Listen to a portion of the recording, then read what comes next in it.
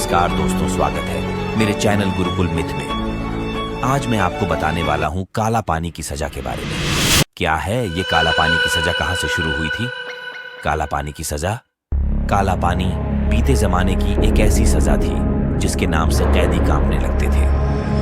दरअसल यह एक जेल थी जिसे सेल्यूलर जेल के नाम से जाना जाता था। आज भी लोग इसे इसी नाम से जानते हैं।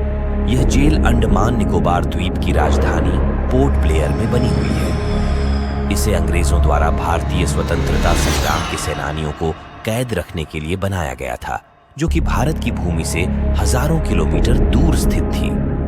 काला पानी का भाव सांस्कृतिक शब्द काल से बना माना जाता है, जिसका अर्थ होता है समय या मृत्यु।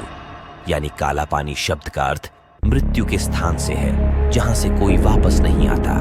सेल्यूलर जेल अंग्रेजों द्वारा भारत के स्वतंत्रता सेनानियों पर किए गए अत्याचारों की मूक गवाह है। इस जेल की नींव 1897 ईस्वी में रखी गई थी और 1906 में यह बनकर तैयार हो गई थी। इस जेल में कुल 698 कोठरियां बनी थी। इन कोठरियों में 3 मीटर की ऊंचाई पर रोशनदान बनाए गए थे ताकि कोई भी कैदी दूसरे कैदी से बात न कर सके।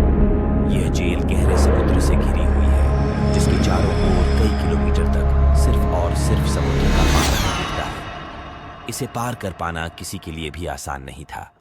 इस जेल की सबसे बड़ी खूबी ये थी कि इसकी चहारदीवारी एकदम छोटा बनाया गया था, जिसे कोई भी आसानी से पार कर सकता था।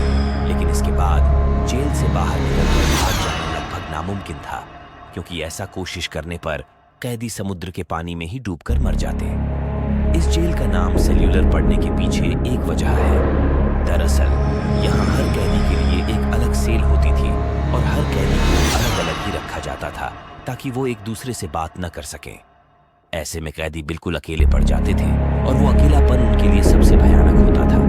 कहते हैं कि इस जेल में न जाने कितने ही भारतीयों को फांसी की सजा दी गई थी। इसके अलावा कई तो दूसरी वजह से ही मर गए थे, लेकिन इसका रिकॉर्ड कहीं मौजूद नहीं है।